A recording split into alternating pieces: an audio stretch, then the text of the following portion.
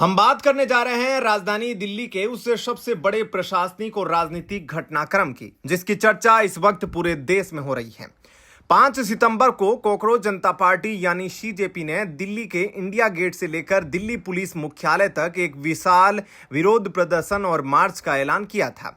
इस मार्च की अगुवाई सीजेपी के संस्थापक अभिजीत दीपके और उनके सहयोगी कर रहे थे। लेकिन 5 तारीख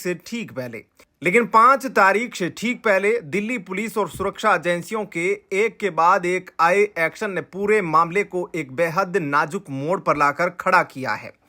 एक तरफ नेताओं का आरोप है कि उन्हें घेरा जा रहा है, तो दूसरी तरफ दिल्ली पुलिस का कहना है कि राजधानी की सुरक्षा व्यवस्था से कोई समझौता नहीं किया जा सकता। आखिर क्या है यह पूरा विवाद?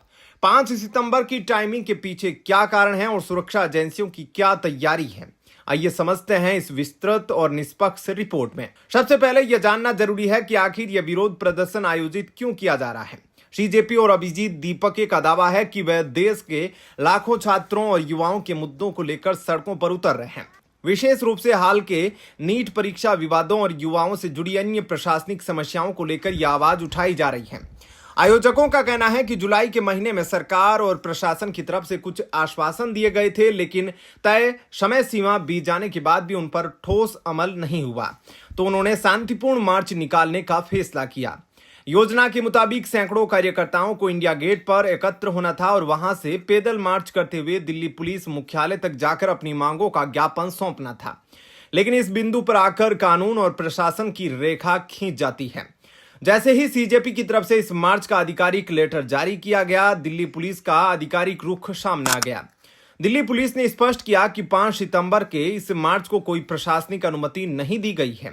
अब सवाल उठता है कि पुलिस ने अनुमति क्यों नहीं दी। इसके पीछे कानूनी और सुरक्षा से जुड़े ठोस कारण हैं। पहला, हाई सिक्योरिटी जोन।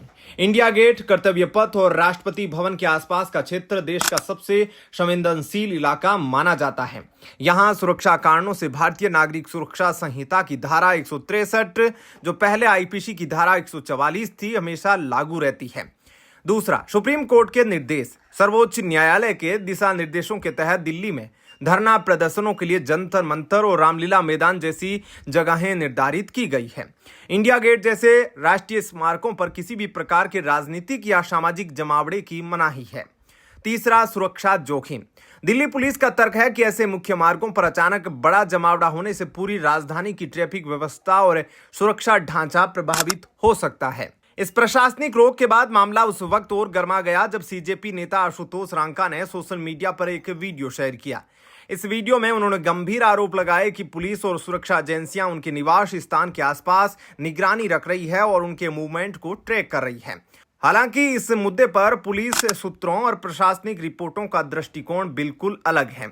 प्रशासनिक सूत्रों के अनुसार जब भी राजधानी में बिना अनुमति के किसी बड़े प्रदर्शन की घोषणा होती है, तो सुरक्षा एजेंसियां सतर्क हो जाती हैं। जिस सोसाइटी या रिहायशी इलाके में ऐसे अभियानों का संचालन होता है, वहां स्थानीय निवासियों की सुरक्षा और शांति बनाए रखने के लिए पुलिस द्वारा नियमित जांच पड़ताल की जाती है। एजेंसियों का उद्देश्य यह सुनिश्चित करना होता है कि कानून व्यवस्था की स्थिति बिगड़े बिना मामले को बातचीत से सुलझाया जा सके। इस पूरे विवाद में एक और सबसे महत्वपूर्ण पहलू है इस प्रदर्शन की टाइमिंग। सुरक्षा विशेषज्ञों का मानना है कि सितंबर का महीना राजधानी दिल्ली के लिए कूटनीतिक के दृष्टिकोण से बेहद महत्वपूर्ण होता है। इस दौरान दिल्ली में ब्रिक्स समिट जैसे बड़े अंतर्राष्ट्रीय आयोजन और विदेशी राजनयिकों व मेहमानों का आना जाना लगा रहता है। पूरी दुनिया की मीडिया की नजरें दिल्ली पर होती है। ऐसे संवेदनशील समय में राजधानी की सड़कों पर किसी भी अप्रिय स्थिति या कानून व्यवस्था के संकट से निपटने के लिए दिल्ली पुलिस की स्पेशल कमिश्नर नूपुर प्रसाद और वरिष्ठ अधिकारियों द्वारा लगातार उच्च स्तरीय बैठकें की जा रही हैं। पुलिस यह आकलन कर रही है कि सोशल मीडिया के माध्यम से कौन कौन से तत्व भीड़ जुटाने की कोशिश कर रहे हैं और क्या इसमें कुछ असामाजिक या उपद्रवी तत्व शामिल हो सकते हैं। सुरक्षा एजेंसियों की प्राथमिकता है कि 5 तारीख से पहले ही स्थिति को पूरी तरह नियंत्रित रखा जाए, ताकि आम जनता और अंतर्राष्ट्रीय मेहमानों को कोई असुविधा न हो। तो दोस्तों, यह है 5 सितंबर के प्रस्तावित मार्च से जुड़ी पूरी और निष्पक्ष इनसाइड स्टोरी।